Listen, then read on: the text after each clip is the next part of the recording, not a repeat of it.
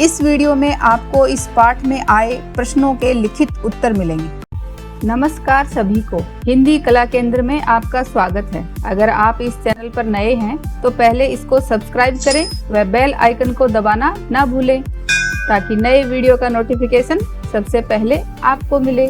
गुरु और चेला। बच्चों, इस कविता को हमने इसके भाग 1 में पढ़ा व समझा था। अब इसके अभ्यास प्रश्नों को देखते हैं। टके की बात। टका पुराने जमाने का सिक्का था। अगर आजकल सब चीज़ें 1 रुपए किलो मिलने लगे तो उससे किस तरह के फायदे और नुकसान होंगे, सोचो और बताओ।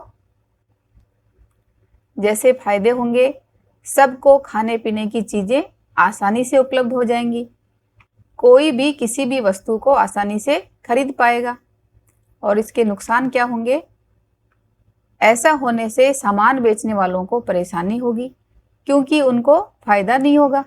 और सबसे ज़्यादा नुकसान होगा, उत्पादकों को भी भारी नुकसान का सामना करना पड़ेगा। इसके अलावा कौन से फायदे कौन से नुकसान होंगे, ये बात आप मुझे कमेंट बॉक्स में लिखकर बताना। भारत में कोई चीज़ खरीदने बेचने के लिए रुपए का इस्तेमाल होता है, तो ये बात तो आप सब जानते हो। और बांग्लादेश में टके का। रुपया और टका क्रमशः भारत और बांग्लादेश की मुद्राएं हैं। तो भारत की मुद्रा क्या हुआ? रुपए, और बांग्लादेश का टका। नीचे लिखे देशों की मुद्राएं कौन सी हैं, इनके बारे में पता करो और लिखो। जैसे सऊदी अरब, तो सऊदी अरब की है सऊदी अरब रियाल, इस तरह की। जापान, जापानी येन। फ्रांस की यूरो, इटली की भी यूरो, और इंग्लैंड की पौंड स्टर्लिंग। कविता की कहानी। इस कविता की कहानी अपने शब्दों में लिखो। तो इसके लिए एक बार फिर से इस कविता को पढ़ो और उसके अंदर जो कहानी है उसको अपने शब्दों में लिखना है। जैसे, एक बार एक गुरु और चेला एक नगरी में घूमने जाते हैं। दोनों उस नगरी में ग्वालिन से वहाँ के बारे में पूछते हैं। तब उसने बताया कि इस नगरी का नाम अंधेर नगरी है और यहाँ का राजा नासमझ यानी कि मूर्ख है। अंधेर नगरी में एक सेर चीज का 1 टका ही लगता है। ये सुनकर गुरु को उस नगरी में थोड़ी गड़बड़ लगती है, इसलिए वहाँ से जाने का निर्णय लेते हैं। चेला गुरु की बात नहीं मानते हुए वह वहीं रहकर खाने के मजे लेना चाहता है। अंधेर नगरी में एक दिन तेज बारिश के कारण दीवार गिर गई। उसके लिए बारी बारी कारीगर, मस्कवाला, मंत्री सभी को दोषी ठहराया गया। आखिरकार मंत्री को मुख्य आरोपी माना गया। गर्दन पतली होने के कारण मंत्री को फांसी नहीं लगा पाते हैं, इसलिए राजा ने किसी मोटे व्यक्ति को उसके स्थान पर फांसी पर चढ़ाने का हुक्म दिया। चेला उस राज्य में टके सेर का माल खूब खाकर पीकर मोटा हो जाता है। उसे मोटा देखकर राजा उसे ही फांसी पर चढ़ाने का हुक्म देता है। वह फांसी पर लटकने से पहले गुरु के दर्शन करने की जिद करता है। गुरु को तुरंत बुलाया जाता है। गुरु जी आते ही बात समझ जाते हैं और चेले के कान में एक मंत्र बताते हैं। इसके बाद दोनों आपस में जिद करने लगते हैं कि वे पहले फांसी पर चढ़ेंगे। दोनों को इस तरह जिद करते देख राजा पूछता है, आखिर बात क्या है? गुरु जी बताता है कि जो इस शुभ घड़ी में फांसी चढ़ेगा वह चक्रवर्ती सम्राट बनेगा। ये सुनकर राजा स्वयं फांसी पर चढ़ जाता है। अतः गुरु की सूझबूझ से चेला बच जाता है और प्रजा मूर्ख राजा से बच जाती है। क्या तुमने कोई और ऐसी कहानी या कविता पढ़ी है जिसमें सूझबूझ से बिगड़ा काम बना हो? उसे अपनी कक्षा में सुनाओ। तो इसके लिए आपकी सुनी हुई कोई भी कहानी और कविता को अपनी कक्षा में सुनाओ। जैसे ऐसी ही एक कहानी कक्षा 2 की है जिसका शीर्षक है दोस्त की मदद। इसको आप मेरे वीडियो में देख सकते हो कि किस तरह दोस्त ने सूझबूझ से अपने दूसरे दोस्त की सहायता करी। कविता को ध्यान से पढ़कर अंधेर नगरी के बारे में कुछ वाक्य लिखो, जिसके लिए इन वाक्यों को काम में ले सकते हो। जैसे, अंधेर नगरी की सड़कें चमाचम थी। अंधेर नगरी के बाजार में सभी चीजें 1 टके की 1 सेर मिलती थी। अंधेर नगरी में मूर्ख राजा के कारण राजकाज अव्यवस्थित और न्याय व्यवस्था राम भरोसे चल रही थी। इसके अलावा आप और भी बहुत सारे वाक्य बना सकते हो।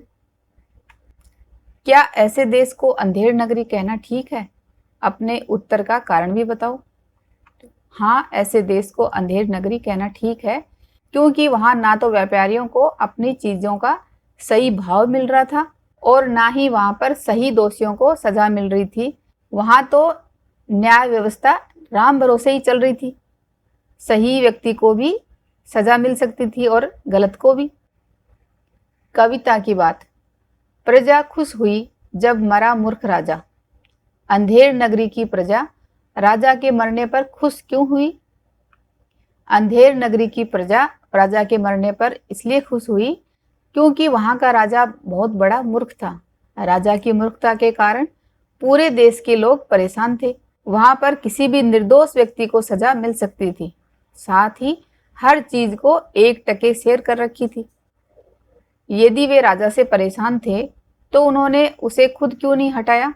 आपस में चर्चा करो।